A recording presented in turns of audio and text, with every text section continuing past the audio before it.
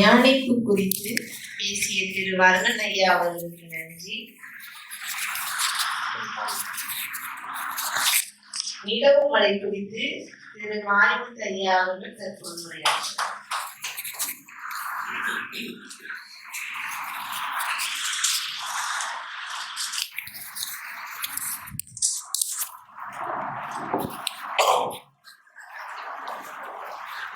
வச்சுக்கிட்டு என்ன பண்ண போறோம் தெரியல.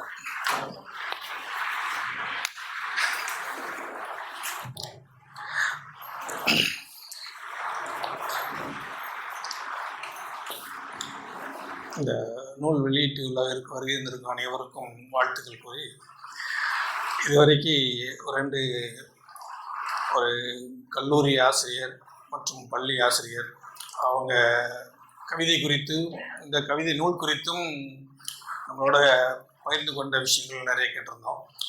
இது எப்படி இருக்குன்னா, அந்த பெரிய ஜவுளி கடை உரிமையாளர் இருப்பாங்க இல்லையா, அவங்க இந்த ஜவுளி கடையில் நிறைய படிச்சுட்டு அந்த துணியை பற்றி நிறைய ஞானம் பெற்றிருப்பாங்க. அவங்கெல்லாம் அந்த துணிகளை பற்றி பேசியிருப்பாங்க. நாம் அந்த ஜவுளி கடையில் போய் ஒரு ட்ரெஸ்ஸை வாங்கி போட்டு பார்க்குற ஒரு வாடிக்கையாளராக தான் நான் இப்போ வந்து நின்றுருக்கேன். இது வரைக்கும் வாங்க அப்படி இருந்தாங்க, நான் இப்போ வந்துருக்கேன். ஏன்னா எனக்கு ஒரு பாமர வாசக அனுபவம் தான், ஒரு வாசக பார்வை தான். அவங்க சொன்ன மாதிரி அந்தளவுக்கு பெரிய ஆழமான பார்வைகள் எனக்கு குறைவு தான். இனிமேல் தான் பயிற்சி ஆகும். ஏன்னா அவங்கள ஆசிரியர் நம்ம மாணவராக தான் இருந்துட்டுருக்கோம். சார் அது உங்களோட ஆசிரியர்களுக்கு இப்போ அப்படி வச்சுக்கலாம் சார். சொன்ன மாதிரி எனக்கு தெரிஞ்சதை நான் பகிர்ந்து கொள்கிறேன். அதுக்கு முன்னாடி அண்ணனை ஜோ அண்ணனை பார்த்தீங்கன்னா, ஏற்கனவே நம்ம கும்பமணிக்காக நேர்காணல் போயிருந்தோம். அவர் பார்த்தீங்கன்னா வீட்டுக்குள்ளே போனாலே இது சிறைப்பட்ட ஒரு கைதி மாதிரி, அதாவது சுற்றி சிறையில் கம்பி வேலையாக இருக்கும். இவருக்கு மட்டும் என்னென்னா சுற்றி புத்தகங்களாக இருக்கும். ஒரு நடுவில் ஒரு சாய்வு இருக்காளி அப்படியே உட்காந்துருப்பார். சுற்றி அந்த புத்தக வீரர்கள் வெளியே விடாமல் பிடிச்சி வச்சுருப்பாங்க. அவரும் அதுக்குள்ளேயே அடியே சரியா அப்படின்னு சொல்லி உட்காந்துருப்பாரு. எப்பொழுதும் எல்லாரும் ஒரு புத்தகம் வாசித்தா, அவர் மட்டும் 3 புத்தகம் ஒரே நேரத்தில் வாசிச்சுட்டு இருப்பாரு. அதுக்கு குறிப்பெடுத்துக்கிட்டு இருப்பாரு. அந்த நேர்காணலில் தான் அவரை பற்றி நிறைய தெரிஞ்சுக்கிட்டோம். இப்போ வருண் சார் சொன்ன மாதிரி கொஞ்சம் நீண்ட கவிதைகள் எழுத சொல்றீங்க இல்லையா, அதுக்காக அந்த சோதனை ஓட்டமும் பார்த்தாரு. அது எப்படி பார்த்தாருன்னா, அந்த 1.25 அடியில அந்த 7 சீர்ல வல்லுனுக்கு போட்டியா எழுதினாரு. அதுவும் திருக்குறள் சொல்லி புத்தகத்தை போட்டு விட்டாரு. இந்த மாதிரி எழுதுப்பாரு, அப்படி எழுதுதுன்னு சொல்லி. இன்னும் அண்ணா பார்த்தீங்கன்னா நிறைய வாசிப்பாளர். இப்போ அவர் இந்த கவிதை குறித்து நான் எனக்கு ஒரு அனுபவம் இந்த புத்தக திருவிழாக்கள்லாம் பார்க்கும்போது, சரி கவிதைகள் குறித்து என்ன செய்யலாம் அப்படின்னு சொல்லி நம்ம தேவதேவன் ஐயா ஒரு நாள் நான் சந்திச்சு பேசினேன். அப்போ அவர் சொன்னார், நான் ஒரு புத்தகம் தர்றேன், அந்த புத்தகத்தை எடுத்து வாசித்து பாரு அப்படின்னாரு. அவர் இந்த புத்தக திருவிழா வச்சு தான் பார்த்தேன். அந்த புத்தகத்தை எடுத்து வாசித்தேன். அதுக்கு முன்னாடி பார்த்தா நம்ம ஜோ அண்ணன் நிறைய அந்த ஓசோ இவங்களோட புத்தகம் வாசிக்கிறாரு, தேவதன் புத்தகம் வாசிக்கிறாரு, ஜெயமோகன் புத்தகம் வாசிக்கிறாரு, நிறைய வாசிக்கிறாரு. அவரோட வாசிப்புகள் குறித்து எல்லாமே அந்த வந்திருக்கு. வீட்டுக்குள்ள பார்த்தீங்கன்னா பிரமிழோட கவிதை அதுக்கு மேலே வாசிக்கிட்டு இருக்கிறாரு. நீங்க சொன்ன மாதிரி அந்த இதுக்குள்ள போகாம அவரோட வாசிப்பு அனுபவம் முழுவதும் இப்படிதான் போயிட்டு இருக்கு. எங்க போகுதுன்னு பார்த்தா நம்மளோட மக்கள் அனுபவத்தை அதுக்குள்ள கொண்டு வந்துடுறாரு. அவரோட மொழி அந்த மாதிரிதான் இருக்குது. ஆனா அவரோட அந்த படிவம்ங்கிறது குறிப்பிட்டு சொல்றாரு. நீங்க சொன்ன மாதிரி இப்படிதான் பார்க்கணும்னா இப்படியும் பார்க்கலாம், நீங்க இப்படி பார்க்காம விட்டுருக்கீங்க. இந்த பக்கம் ஒரு ரூட் இருக்கு, அதாவது அவர் வீட்டுக்கே பல ரூட் இருக்கு. நாங்க போகும்போது பார்த்துருக்கோம். இந்த பக்கம் ஒரு வழியா போறோம், அந்த பக்கம் ஒரு வழியா போறோம், இன்னொரு பக்கம் ஒரு வழி வச்சிருக்கிறாரு. ஆனா இன்னொரு விஷயம் என்னன்னா, ஒரு முக்கியமான ஒரு அந்தரங்கமான விஷயம், அவர் வீட்டுக்கு பின்னாடி இருக்கிற பாதை தெரியாது அவருக்கு தெரியாது. ஏன்னா அதை நாங்க போய் தான் கண்டுபிடிச்சு கொடுத்தோம், வாங்கினே போவோமேன்னு சொல்லி. ஆனா அவரு நம்மள கவிதையே இப்படி பாருங்கன்னு சொல்லி கொடுக்குறாரு பார்த்தீங்களா. இந்த வழியெல்லாம் அவருக்கு அழகா தெரியும். ஏன்னா அது நமக்கு தெரியாத வழி அவர் சொல்றாரு. அவர் வீட்டுக்கு பின்னாடி உள்ள வழியை நம்ம தான் போய் கண்டுபிடிக்க வேண்டியிருக்கு. அந்த மாதிரி ஒரு நல்ல பழக்கத்துக்கான நல்ல ஒரு ஆளுமை. இப்போ நான் கவிதை குறித்து பண்ணும்போது நான் இப்போ அந்த நேற்று 2 நாளைக்கு முன்னாடி தான் ஒரு குறிப்புகள்லாம் எடுத்தேன். அதாவது அண்ணன் எனக்கு ஃபோன் போட்டு பேசினாரு, என்ன எல்லாம் படிச்சிட்டிங்களா, அதாவது குறிப்பெடுத்துட்டீங்களான்னு. அப்போதான் தெரிஞ்சது இந்த மேத்தாவோட ஒரு வரி, எத்தனை குறிப்பெடுத்து என்ன பயன், பேசியது எதுவோ அதுவே பேசப்படும். அப்பதான் நினைச்சேன், இவர் ஏன் இப்படி கேட்டாரு அப்படின்னு. அதுக்கப்புறம் தெரியும், ஏன்னா குறிப்பெல்லாம் எடுத்தீங்கன்னா ஒன்றும் சரியாராது, நீங்க சும்மா போய் பேசுங்கன்னு அப்படின்னாரு. அப்புறம் தான் தெரியுது மேத்தா அப்படியும் ஒன்று சொல்லியிருக்கிறாரு அப்படின்னு. அப்புறம் எழுதி கொண்டிருந்தான், விமர்சனங்கள் வந்தன. எழுதி கொண்டிருந்தான், விமர்சனங்கள் வந்தன. எழுதாமல் இருந்தான், விருதுகள் வந்தன. கால்நடைக்கு தெரியுமா கவிதை நடை.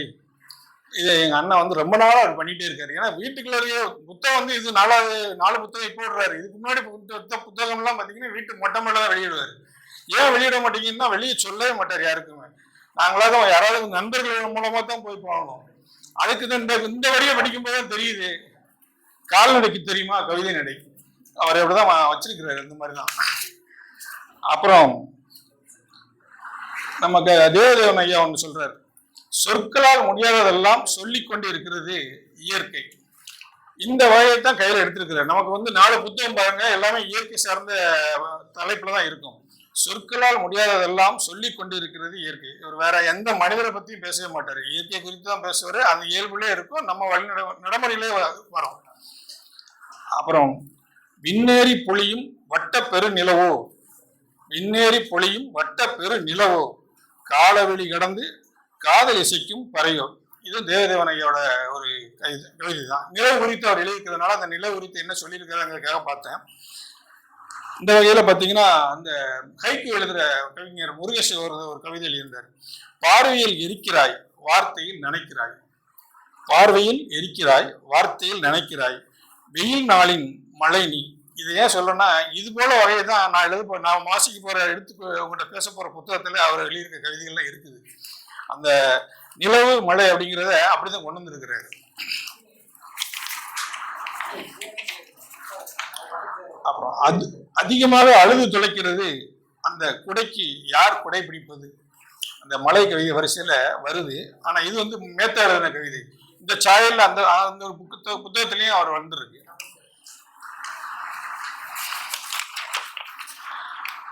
சரி, இது போல நான் அந்த வெளியில இருந்து எடுத்ததுனால அப்படி சொல்லிட்டேன். தேவதேவன் ஐயா எனக்கு கவிதை குறித்து எனக்கு சொல்லியிருந்தார் இல்லையா, அந்த ஒரு புத்தகம் என்னன்னா, எழுத்தாளர் தவசி அப்படின்னு சொல்லி ஒரு கவிஞர் இருக்கிறார். அவரோட புத்தகத்தை நீங்க மட்டும் வாசி, கவிதை குறித்து அந்த முழுவதுமே அவனுக்கு தெரியும் அப்படின்னு சொன்னார். அதுக்கப்புறம் தான் யோசித்தேன் நான், சரி அது எப்படிதான் என்னதான் இருக்கு அப்படிங்கிறது அப்போ படிச்சதுக்கு அப்புறம் இன்னைக்கு எடுத்து வச்சு வாசித்தேன். கவிதை எப்படி இருக்க வேண்டும் என்பது பொதுப்படையான புரியல் மட்டும், அதுவே விதிமுறை ஆகாது. கவிதை குறித்து இதுவரை உருவாகியுள்ள அனைத்து கோட்பாடுகளுக்கும் வழிமுறைகளுக்கும் உட்பட்டும் மாறுபட்டும் முரண்பட்டும் கவிதைகள் எழுதப்பட்டு வருகின்றன. கவிதையின் அளவுகோல் லட்சுமணன் கிழித்த கோடு அல்ல, அது ஒரு நோ மேன்ஸ் லேண்ட். சொல்ல போனால் ஃபார்முலாவை கையில் வைத்துக் கொண்டு புதிருக்கு விடையிடும் கணித மாணவனின் கதைதான் கவிஞனின் கதையும். கணித மாணவனுக்கானது ஒரு முறை இல்லை என்றால் இன்னொரு முறை விடை கிடைத்துவிடும் வாய்ப்பு உண்டு. கவிஞனுக்கு அந்த ஆறுதல் கூட இல்லை. இதில் வருத்தப்பட ஒன்றுமில்லை என்பதை கவிஞனும் உணர்ந்தே இருப்பான். அவன் வெற்றி வேறு விதமானது, வெறும் விடைகளால் நிர்ணயம் செய்யப்படுவதில்லை. கவிதை குறித்து அண்ணன்ட்ட கேட்டாலே இந்த மாதிரிதான் ஒரு விஷயங்களை சொல்வார். கவிதைன்னா அப்படிதான் எனக்கு இருக்கணும், இது இப்படி இருக்கணும், இப்படிதான் இருக்கணும், கட்டாயம்லாம் இல்லை அப்படிங்கிற விஷயத்த தெளிவாக எடுத்து சொல்லிட்டு இருப்பாரு அடிக்கடி அவர்கிட்ட பேசும்போது. இப்போ நம்ம அண்ணா எழுதின நிலவு மலை கவிதைக்குள்ள வருவோம். இங்க இதுவரைக்கும் 2 பேர் சொன்ன மாதிரிதான் இந்த அவர் எழுதும் எல்லா படைப்புகளுமே அந்த படிமம் சார்ந்தா இருக்கும். அதே வடிவமைப்பு தான், அந்த குறுகிய வரிகள்ல தான் இருக்கும். இன்று நேற்றா நடக்கிறது அந்த கட்டிலில் முழு நிலவை விழுங்க முயன்று தோற்கும் இந்த பாம்பு விளையாட்டு. ஏற்கனவே சொன்னீங்கல்ல, தோல்வியில தான் வெற்றியை கண்டுபிடிக்கிறாங்க இந்த இடத்துல. இது போலதான் ஒவ்வொரு இதையும் நிலவுங்கிறது நிலவை மட்டும் கொடுக்கல, நிலவுங்கிறது ஒரு படிமம், அவ்வளவுதான். ஆனா நம்ம வாழ்வியல்ல என்னென்ன பண்றோம், நீங்க இது வரைக்கும் வானத்தை பார்த்தது இல்லை அப்படிங்கறத குறிப்பிட்டு சொல்லுவாங்க. வானத்தை நீ பார்த்துருக்கணும், நிலவை பார்க்குற சாக்கில தான் மேகத்தையே பார்க்குற, அப்போவாது மேகத்தை பார்க்கறதுக்கு உனக்கு வாய்ப்பு கிடைக்குது, அப்போவாது மேல பாரு அப்படிங்கிறத இதுல குறிப்பிட்டு சொல்றாரு. ஆனா அது படிமமா தான் சொல்றாரு. இந்த விஷயத்த இப்போவா செஞ்சு முடிச்சிரு, இல்லைன்னா நீ இது கூட இப்ப கூட செய்ய மாட்டியா அப்படிங்கிறத நமக்கு வந்து புரிய வைக்கிறதுக்காக அந்த வரிகளை சொல்லிக்கிட்டு இருக்கிறாரு.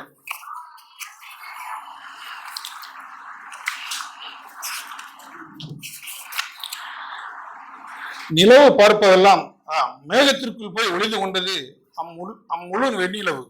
இந்த மேகங்கள் எல்லாம் இப்படி கண்ணீர் பட்டாதான் உண்டு. எப்போ வந்து நம்ம நிலவை தேடுறோமோ அப்பதான் போய் எங்க காணாமே அப்படின்னு தேடும் போதுதான் மேகத்தையே பார்க்குறோம். அப்பதான் மேகத்தையே பார்க்க தோணுது. நிலவு பார்க்க போகும்போதுதான் மேகத்தையே பார்க்குறோம். அதுக்கு அடுத்த பக்கத்துலயே ஒண்ணு போடுறாரு, நிலவு பார்ப்பதெல்லாம் பாவம் கடினம்தான் உங்களுக்கு. அவ்வளவு நிமிர்வதெல்லாம் எளிதில்லை தானே. உங்கள் அலைபேசியை விடுத்து இந்த குழந்தைகளுக்கு நாங்கள் நேற்று வரைக்கும் சொல்லிட்டு இருந்த மாதிரி தான், நம்ம எல்லாருமே மொபைல்ல தான் பார்த்துட்டு இருக்கோம். ரோட்ல போகும்போது கூட மொபைல் தான் பார்க்குறோம். மேலே அண்ணந்து பார்க்க போறதே இல்லை. அதை குறிப்பிட்டு அதை சொல்லியிருக்கிறாப்புல. இப்படி நிலவு குறித்து நிறைய விஷயங்கள் சொல்லியிருக்கோம். ஒரு கைதியாக உன்னை உணர்ந்தாலும் பரவாயில்லை, பார்த்து தொலை வெண்ணிலவை ஜன்ன வழியாவேனும் ஒரு முறையாவது. ஏன்னா நம்ம நிலவை பார்க்க போறதே இல்லை. நிலவை வந்து இப்போ எழுதும்போது எழுதுறாங்க, காதல் கவிதை எழுதும்போது நிலவு அப்படி கற்பனையில தான் எழுதுறாங்க வழி, யாருமே கண்ணால பார்த்து எழுதுறது இல்லை. ஏன்னா அவங்க நிலவை பார்க்கறதுக்கு நேரமே இல்லை முதல்ல. ஆனா எழுதுறதுக்கு மட்டும் நேரம் இருந்துடும். அதான் ஜன்ன வழியா பார்த்து தொலை, அது நீ கைதியா ஒன்று நினைச்சுக்கிட்டா கூட பரவாயில்ல, அப்படியாவது பார்த்து தொலை அப்படிங்கிற மாதிரி எழுதியிருக்கிறாரு. இன்னும் பார்த்தீங்கன்னா அடுத்து மலைக்குள்ள வந்தீங்கன்னா நிறைய நினையலாம். புத்தகங்கள் வாசித்து, அதாவது வாங்கி வாசித்து பாருங்க, நிறைய நினையலாம். இருந்தாலும் குறிப்பாக ஒரு 2 கவிதை மட்டும் சொல்றேன். ஆமா கண்டிப்பா எல்லாத்தையும் நானே சொல்லிட்டேன்னா அப்ப நீங்க வாங்கி வச்சுக்கணும்ல. சீச்சி இந்த பழம் புளிக்கும், இது வந்து நம்ம எல்லாம் கேட்டது. கிளை உச்சியின் கனியெல்லாம் புளிக்கும் என்றே சொல்லி திரிகிறது ஏறி பறிக்க வேலா மழை ஒன்று. கிளை உச்சியின் கனி ஒன்று புளிக்கும் என்று சொல்லி திரிகிறது ஏறி பறிக்க வேலா மழை ஒன்று. நமக்கு மழையை தான் சொல்லணும், அந்த மழையை சொல்றாரு. இந்த இடத்துலதான் சீச்சி இந்த பழம் புளிக்குங்கிறதுக்கான ஒரு இது. அதே மாதிரி ஆப்பிள் ஒன்றை தின்ற அன்றொரு நாளில், ஆப்பிள் ஒன்றை தின்ற அன்றொரு நாளில் ஒளிய ஆரம்பித்தது ஒரு மலை. இன்று வரை அதுதான் ஈரத்தோடு வைத்திருக்கிறது நம்மை. ஆதாம் ஏவாள் வந்து இந்த அளவுக்கு இப்படி பாருங்க அப்படிங்கிறத நம்ம இது வரைக்கும் பகிரங்கமா பார்த்துக்கிட்டு இருந்தோம். இந்த வழியிலையும் பார்க்கணும் அப்படிங்கிறதுக்காக வழிகாட்டி கொடுத்துருக்குறாங்க. அப்புறம் மலையாக போ என சவித்தார் கடவுள், மலையாக போ என சவித்தார் கடவுள். இப்படித்தான் தனக்கு பிடித்தவர்களுக்கு அவர் வரம் கொடுப்பது. கவிக்கோ அப்துல் ரஹ்மான் ஒரு இது சொல்லுவாங்க, அதாவது தவமென்று செய்தேன் வரமே சாபமாக கிடைத்தது அப்படின்னு சொல்லி ஒரு வரி இருக்கும். அதுக்கு சமமாக அந்த வரியை பார்க்கிறேன். அப்புறம் வந்து பொழிவது கடவுளின் மலையென கண்டுகொள்வதற்கு, வந்து பொழிவது கடவுளின் மலையென கண்டுகொள்வதற்கு நனைந்திருக்க வேண்டும். இதற்கு முன் நீ சாத்தானின் மலையொன்றில் ஒரு முறையாவது. அந்த நிழலின் அருமை வெயிலுக்கு போனால் தெரிய முடியும். இப்போ சாத்தானின் மலையை தெரிஞ்சிருந்தா மட்டும்தான் நீ கடவுளின் மலையை புரிஞ்சுக்க முடியும் அப்படிங்கிறத நமக்கு அழகா சுட்டி கட்டுறாங்க. இது போல நிறைய விஷயங்கள் இருக்கு. இது ஒவ்வொரு, அதாவது என்ன சொல்றதுன்னா, புது புது நீதி கருத்துக்கள் நிறைய வச்சிருக்கு. இதுல பார்த்தீங்கன்னா ஒரு நம்பிக்கைக்காக ஒரு கருத்து வச்சிருக்காரு. எப்படி நினைக்க வேண்டுமென தெரியவே செய்யும், எப்படி நினைக்க வேண்டுமென தெரியவே செய்யும் ஒரு மாமலைக்கு வெறும் மரங்களே மறைத்தாலும் வந்து தன்னை மட்டுமே நம்பி இருக்கிற சிறு செடிகளை சென்று. எவ்வளவு பெரிய மலைகள் மறைச்சாலும் சரி, ஆனா மழை வந்து சிறு செடி கண்டிப்பா கொடுத்தே ஆகும் அப்படிங்கிறத சுட்டி காட்டியிருக்கிறாரு.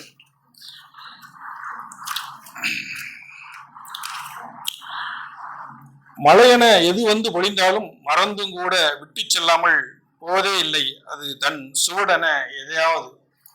மழையாக எது வந்தாலும் சரி, தனக்கு சுவடாக எதாவது ஒன்று விட்டு செல்லுகிறது அப்படிங்கிறது.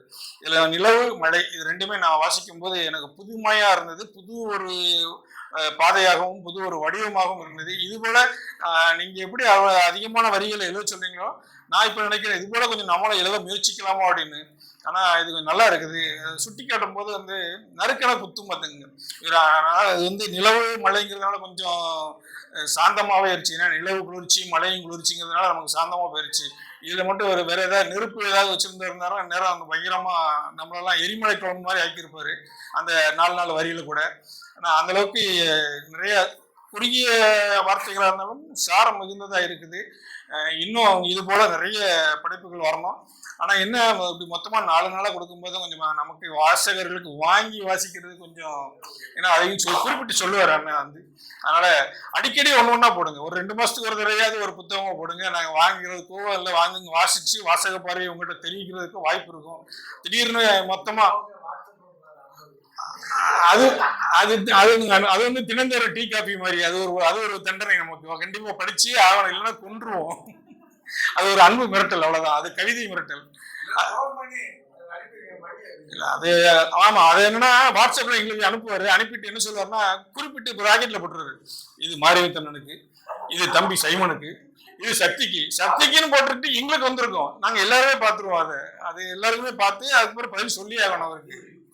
அதுதான் இந்த வழிகாட்டுதல் தான். இது மாதிரியே அது ஒரு யுக்தியை பயன்படுத்துறாரு. ஒரு நண்பர் கேட்டாங்க எங்க அவங்க சார் அதுல உள்ள அர்த்தம் பயங்கரமா இருக்கும் சார். எங்களை போட்டு வாங்கியிருப்பாரு. அது அடிக்கிறதா அதுல இருக்கும், வேற ஒண்ணும் இல்ல. ஏன்னா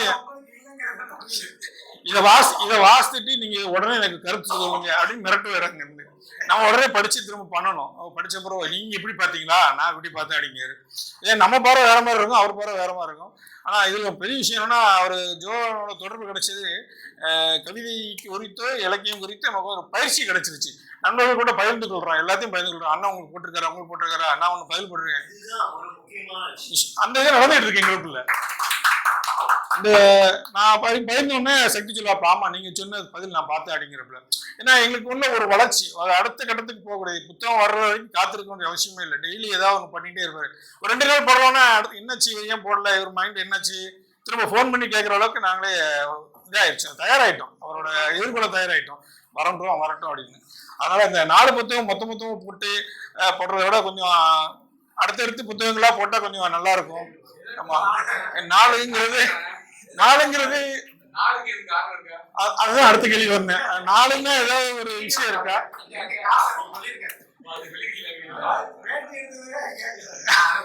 இல்லப்பா, மக்களுக்கு சரியா தெரியணும்ல. அதனால நாலுங்கிறது அது இதுக்கு முன்னாடி உள்ள காலகட்டம், இனிமேல் அப்படி வேண்டாம் அப்படிங்கிறதுக்காக சொல்றேன். ஏன்னா 2 மாசத்துக்கு ஒரு தடவை ஒரு புத்தகம் போட்டா கூட நம்மளால வாங்கி நம்ம வெளியிடலாம், நம்மளே விமர்சனம் வச்சுக்கலாம். அதுதான் இல்ல சார், அதை நான் பேசிட்டேன். அந்த வசதியில தாண்டிட்டாரு. இப்போ அந்த காலகட்டம் முடிஞ்சிருச்சு அவருக்கு. இப்போ அதனாலதான் நம்ம அதை நாங்க வேற சொல்லணும்னா புதுசா பார்க்கணும்னு சொல்லலாம். இவருக்கு ஏற்கனவே நேர்காணலே கேட்டு வந்திருக்கேன், அதனாலதான் சொல்றேன். பாத்தீங்களா, நிறைய கிடைக்குது இன்னும். அதனால மாசத்துக்கு ஒண்ணு கூட விட்டா கூட நமக்கு தாங்கும், அவ்வளவு இருக்கு. அவர் 4ங்கிறது மொத்தமா போட வேண்டாம்ல. சரி, அதனால அடுத்த கட்டத்துக்கு போகலாம். ரொம்ப நன்றி. இந்த ஒரு வாய்ப்பு எனக்கு புத்தகத்தை ஆய்வு பண்றதுக்கும் வாசிக்கிறதுக்கும் ஒரு வாய்ப்பு கொடுத்ததுக்கு ரொம்ப நன்றி. நான் புதிய மாணவனா தான் இருக்கிறேன் இப்போ ஜோன் இந்த படிமத்துல இருந்து இந்த பாடத்துல இருந்து. ரொம்ப நன்றி.